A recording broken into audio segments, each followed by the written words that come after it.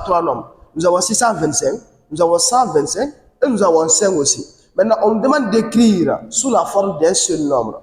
C'est-à-dire, on va écrire sous une forme pour qu'il n'y ait que 5. Au lieu que ça soit 625, au lieu que ça soit 125, etc., etc.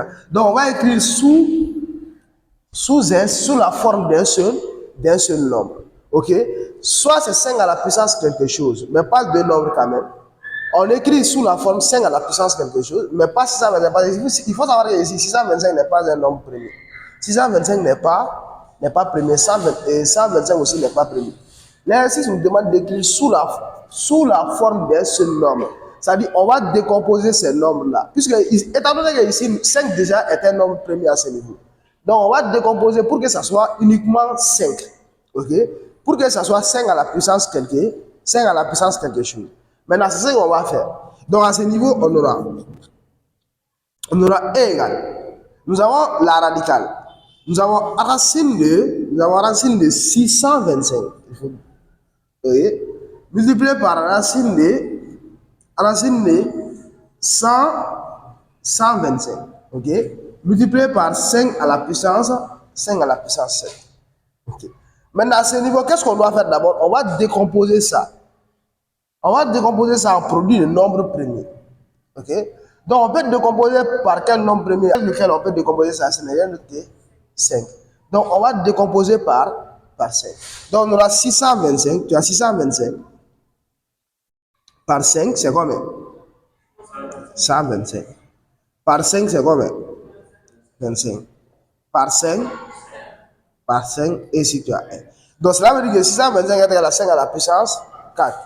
Et 125 aussi, si on commence par là, si on commence par 125, on voit aussi que clairement que 125 aussi est égal à 5 à la puissance 3. Donc, c'est ce qu'on va faire. Okay? Donc, on aura maintenant, on va écrire toujours la radicale.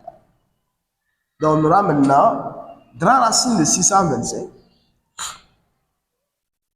multiplié par racine de 125. Le tout multiplié par 5 à la puissance 7. Maintenant, on va remplacer 625 par quoi? Par 5 à la puissance 4. Donc, on aura maintenant E égale racine de 5 à la puissance 4, ok? Multiplié par racine de 5 à la puissance 3, le tout multiplié par 5 à la puissance 7. Ok? Maintenant, à ce niveau, j'ai dit que ici nous avons la racine carrée. Ça, c'est la racine carrée. Donc maintenant, pour bien faire les choses, nous allons travailler avec des parenthèses. Ok? On va essayer de travailler avec des parenthèses. Donc ici, on aura E égale. On va ouvrir la parenthèse, une première parenthèse. Une première parenthèse pour manifester quoi? Pour manifester la racine carrée qui est à ce niveau. Ok? On ouvre cette première parenthèse-là pour représenter la racine carrée qui est ici. Donc, la raison pour laquelle on ouvre une première parenthèse, on voit quels sont les éléments qui sont dans cette parenthèse-là. Tu as 5 à la puissance 4 qui est dans la parenthèse. Tu as aussi racine de 5 à la puissance 3. Ça aussi, c'est sous cette radicale-là. Ok? Donc maintenant, c'est ce qu'on va faire maintenant. Nous allons maintenant mettre ici 5 à la puissance 4. Puisqu'on voit que ça, c'est sous la racine carrée. Donc, tu as 5 à la puissance 4. Mais ça aussi, c'est sous la racine carrée. Mais il ne faut pas perdre de vue que ça aussi, c'est une racine carrée. C'est bon? Donc maintenant, pour manifester ça aussi, pour représenter ça, nous allons ouvrir une deuxième parenthèse. On va ouvrir une deuxième parenthèse pour dire que il y a une racine carrée qui est à ce niveau. Donc, raison pour laquelle on va ouvrir la parenthèse. Et dans la parenthèse, on va mettre 5 à la puissance 3. À ce niveau aussi, on va fermer cette parenthèse-là. Maintenant, quand on ferme la parenthèse, la racine carrée, ça devient quoi? Ça va devenir à la puissance 1 sur D. Donc, cela suppose que si on met 1 sur D ici, donc cela signifie tout simplement que il y avait une racine carrée à ce niveau, mais on a transformé maintenant la racine carrée, on a pris ça sous forme de 1 sur D. Donc, d'où maintenant, ceci est dans la parenthèse. Donc, maintenant, c'est comme si cette parenthèse à la puissance 1,5 représente la racine carrée qui est ici. Maintenant, on va fermer encore là On va fermer encore la parenthèse. Maintenant, cette dernière parenthèse que nous avons fermée, maintenant, ça va représenter quoi? Ça va représenter aussi 1 sur 2. Pour dire qu'il y avait un carré, ok, qui était ici. Il y avait une grande racine carrée qui était ici. Okay? Donc, raison pour laquelle ça aussi, nous allons maintenant mettre 1 sur 2. Maintenant, le 5 à la puissance 7, on n'a pas touché à ça. On va porter maintenant 5 à la puissance 7. Est-ce que ça, c'est compliqué? Maintenant, après, qu'est-ce qu'on va faire maintenant? On va maintenant essayer de casser les parenthèses petit à petit. Ok? J'ai dit que pour ne pas compliquer les choses, la première chose qu'on va faire maintenant, on va casser cette parenthèse-là d'abord. C'est-à-dire, si nous avons 5 à la puissance 3, facteur de 1 sur 2. Nous avons quelle forme ici? Nous avons quelle forme à ce niveau? A à la puissance, voilà, facteur de m. Ça sera maintenant A à la puissance n fois m. Donc maintenant, tout ce qui est ici, c'est sous cette forme-là. Ok? Ça, c'est sous cette forme-là. Ça aussi, c'est sous cette forme-là. Maintenant, c'est ce qu'on va appliquer. Ok? Maintenant, c'est très très simple. Okay? 5 à la puissance 4. Ok? On va ouvrir la parenthèse. 5 à la puissance maintenant, 3 fois 1 sur 2. Ça sera 3 demi, n'est-ce pas? C'est 3 demi, n'est-ce pas? 3 fois 1. Quand tu as ça, c'est-à-dire nous avons ça. Nous avons maintenant nous avons la multiplication. Okay? 3 fois 1 sur 2. On va multiplier les numérateurs entre eux et on va aussi multiplier les dénominateurs entre eux. Donc, la raison pour laquelle tu as maintenant, c'est comme si tu as 3 fois 1, divisé par quoi? Divisé par 1 fois 2. Mais on va, ici, le 1 qui est ici n'apparaît pas. Puisque tout nombre divisé par 1 est égal à lui-même. Donc, la raison pour laquelle 1 fois 2, donc ça n'a pas de sens d'écrire ça. Okay? Donc, maintenant, ici, tu as 3 fois 1 aussi. Donc, c'est toujours 3. Donc, ça sera maintenant 3 sur 2. Maintenant, c'est ce qu'on a à ce niveau. Ok? Maintenant, ici, nous avons maintenant 5 à la puissance 3 sur 2. Maintenant, on va faire quoi? Nous allons fermer la parenthèse. On va multiplier par 5 à la puissance 7. C'est bon? Voilà. Maintenant, facteur de 1 demi. Maintenant, ceci aussi va entrer. Ok? Maintenant, on aura quoi? 1 sur 2 multiplié par 4, c'est égal à combien? 4 sur 2. Donc, il y a 4 demi. 5 à la puissance 4 demi. Multiplié par 5 à la puissance 3 sur 4. On multiplie les numérateurs entre eux. 3 fois 1, 3. 2 fois 2, 4. Donc, ici, maintenant, tu as 5 à la puissance 3 sur 4. 3 quarts. Okay? Maintenant, multiplié par 5 à la puissance 7. Maintenant, ici, nous avons maintenant un seul nom. Maintenant, qu'est-ce qu'on va faire? Ici, nous avons quelle forme? Quelle propriété on peut appliquer à ce niveau?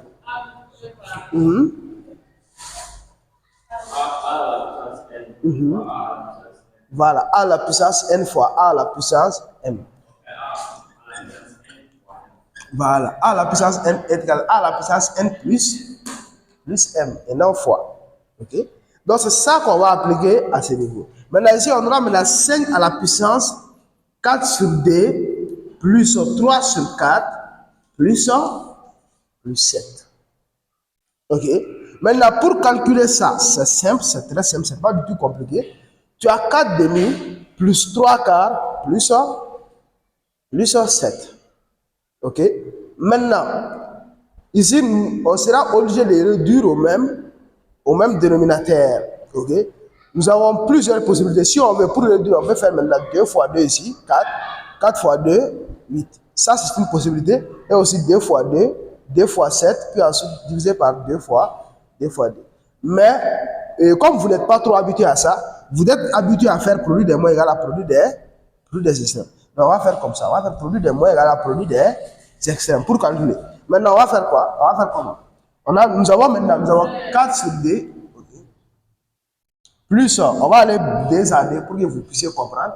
Plus 3 quarts, plus 7. Comme je l'ai dit, on va aller 2 à 2. C'est-à-dire ici, maintenant, ce sera 4 fois 4. Donc, tu as 16. 3 fois 2, 6. 3 fois 2, 6. Divisé par 2 fois 4, plus 7. C'est bon? On comprend? Ça va? Maintenant, à ce niveau, on aura quoi? 16 plus 6, c'est combien? 16 plus 6, 22. C'est bon? Divisé par 8, plus 7. Maintenant, on aura maintenant 8 fois 7, 41. C'est-à-dire, on va prendre ça, on va multiplier par ici. C'est bon? Comme ici, il n'y a pas de dénominateur. La raison pour laquelle on va prendre ce dénominateur-là seulement, on va multiplier par ici. 56. Donc, c'est comme si tu as maintenant 22 plus 56 divisé par 8. Donc, maintenant, tu as maintenant 22 plus 56 égale à combien?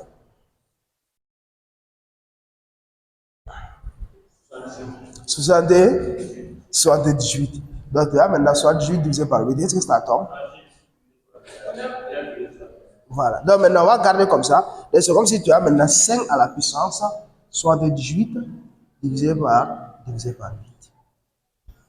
C'est comme ça qu'on fait. Faire des choses qu'on va faire, c'est de décomposer. La première des choses qu'on va faire, c'est de décomposer. Ici, toi, tu as un nombre premier qui est 2. Ok? Tu as un nombre premier qui est 2. Maintenant, c'est un indice pour toi. Ça, c'est un indice pour toi qui te dit que tu dois décomposer ce nombre-là aussi par 2. Ok? C'est un indice. Étant donné que tu as un nombre premier ici déjà qui est 2, donc tu dois décomposer ces deux-là aussi par ce même nombre premier qui est 2. Maintenant, c'est ce qu'on va faire. On va décomposer en produit de nombre premier. Maintenant, ici, on aura quoi? Ici, tu as quoi? Tu as 16. Ok? Quand on va décomposer 16 d'abord, quand on décompose 16, c'est combien? C'est 2 à la puissance 4. Ok? 16, c'est 2 à la puissance 16 divisé par 2. Ça te donne combien? Ça te donne 8. Voilà, divisé par 2. Donc, tu vas te retrouver avec 2 à la puissance, avec 2 à la puissance, avec 2 à la puissance 4. Ok? Maintenant, c'est ce qu'on va faire. Maintenant, on aura maintenant. Nous allons porter maintenant 2 à la puissance 6 moins x. Bon, on va garder ça comme ça d'abord. À la puissance moins x, maintenant, multiplié par 1 sur 16, c'est 2 à la puissance 4. Ok? Parenthèse, 2 à la puissance 4, entre parenthèses, y, maintenant égal. Maintenant, 4, c'est combien? 4, c'est 2 au carré. Donc ici, tu as 2 au carré et tu fermes la parenthèse. Maintenant, à ce niveau aussi, 13. Il faut savoir ici que 13 est un nombre premier. C'est bon? Maintenant, si 13 est un nombre premier, on va essayer de décomposer ces choses-là aussi. 169 par 13. 13 est un nombre premier. Est-ce que vous connaissez un nombre multiplié par quelque chose qui est égal à 13? 13 fois 1 seulement est égal à 13. Ok? Mais est-ce que d'autres nombres multipliés entre eux donnent 13? Non, cela veut dire que 13 est un nombre premier. Puisque 13 n'est multiplié que par 1. C'est 13 fois 1 seulement qui donne 13.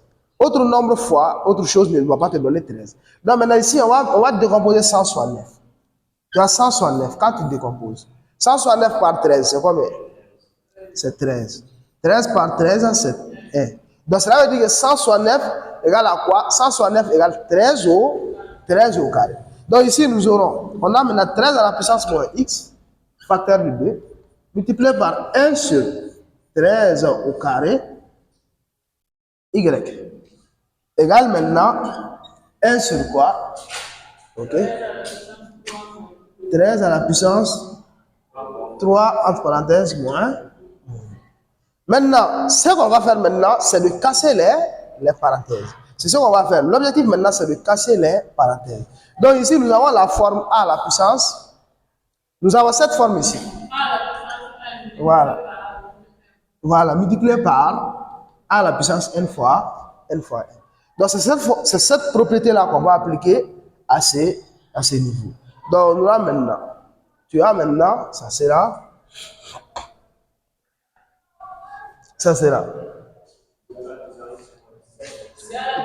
2 à la puissance moins 6x, ok? Multiplié par 1 sur 2 à la puissance 4y égale 2 à la puissance 14. 2 fois 7, ça fait 14. Égal 2 à la puissance 14. Maintenant, à ce niveau aussi, on va faire la même chose. Tu as 13 à la puissance moins 2x. 2 fois moins x, ça fait moins 2, moins 2x. Donc ici, tu as 13 à la puissance moins 2x. Multiplié par 1 sur 13 à la puissance dy. 1 sur 13 à la puissance dy égale à quoi? Égale 1 sur 13 à la puissance moins 6. Moins 6. 3 fois moins 2, ça fait moins 6. Maintenant, on peut appliquer quoi à ce niveau? A la puissance A sur 1 sur A la puissance n. Voilà, donc c'est ça qu'on va appliquer.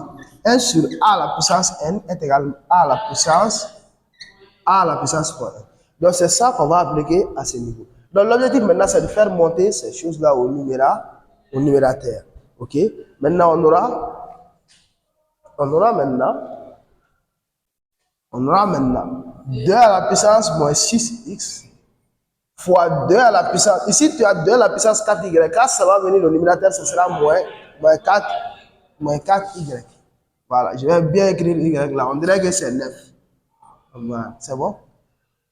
Maintenant, est égal 2 à la puissance 14. Maintenant, à ce niveau aussi, c'est la même chose toujours. Tu as 13 à la puissance moins 2x. Maintenant, multiplié par. Tu as 13 à la puissance 2y au dénominateur. Quand ça va monter au numérateur, ça sera 13 à la puissance moins 2y. Est égal. Tu as moins 6, 13 à la puissance moins 6. Quand ça va monter au numérateur, 13 à la puissance 6. Arrivé à ce niveau, on doit appliquer quelle propriété? On va appliquer quelle propriété à ce niveau? Voilà, ça. A à la puissance n fois A à la puissance n est égal à la puissance n plus n.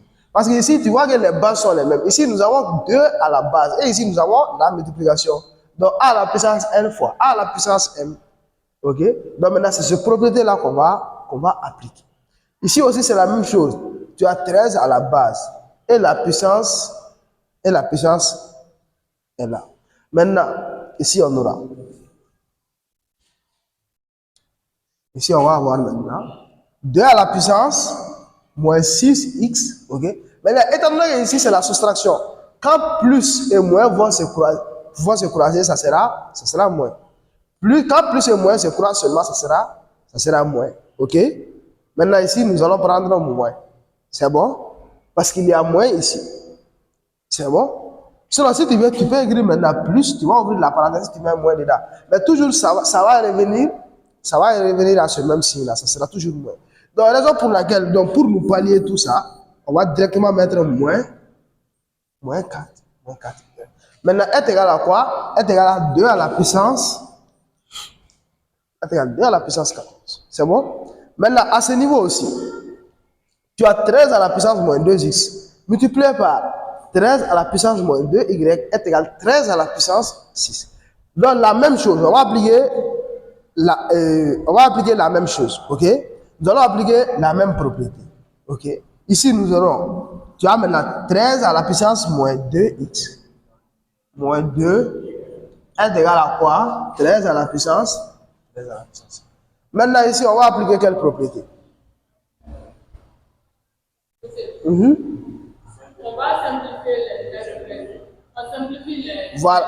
On ne va pas simplifier les bases, mais on laisse tomber les bases. Voilà. On va travailler avec les puissances. C'est-à-dire, quand tu as ça, il y a une propriété qui dit que quand tu as A à la puissance n égale A à la puissance n, cela veut dire qu'on peut laisser tomber les bases. On ne va pas simplifier, mais on laisse tomber les bases. OK? On laisse tomber les bases et on va travailler avec les puissances. Puisque quand les bases sont les mêmes, cela veut dire, quand il y a l'égalité et que les bases sont égaux, cela veut dire que les puissances aussi sont égaux. OK?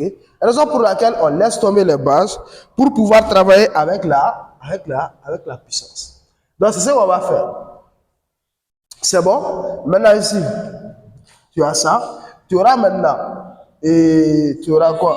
Voilà, on va écrire en bas. Tu as maintenant moins 6x Moins 4y égale à 14. Là-bas aussi, tu as moins 2x, moins 2y égale à 6. Moins 2x, moins 2y. Maintenant, l'objectif, c'est quoi? L'objectif, c'est de résoudre. Cela veut dire que l'objectif, c'est de trouver la valeur de x et de trouver la valeur de y. C'est ça l'objectif. Les deux, c'est codé. Maintenant, ici, on va appliquer quoi? Voilà. On peut éliminer x pour trouver y, ou on peut éliminer y pour trouver x. Je pense que éliminer y, ça sera plus facile que éliminer x. Donc, on va essayer d'éliminer y. Donc, ici, on aura. Maintenant, pour éliminer y, ici, tu as, voilà, on met au moins 2. On met moins 2 en haut. Non, bon, pas moins 2. Oui, on met moins 2 en haut. Et on met plus 4 en bas. Donc maintenant, ici, on aura maintenant moins 2. Et ici, on a 4. OK? Donc on va écrire moins 6x moins 4y égale à 14.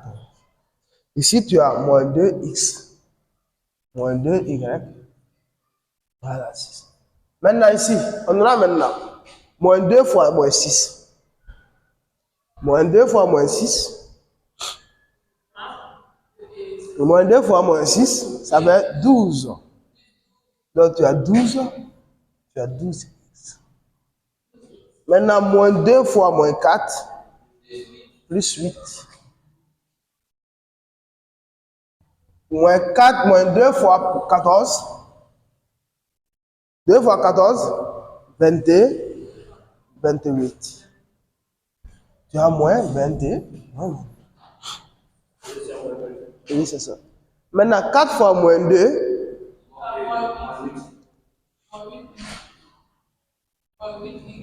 4 fois moins 2. 4 fois 6.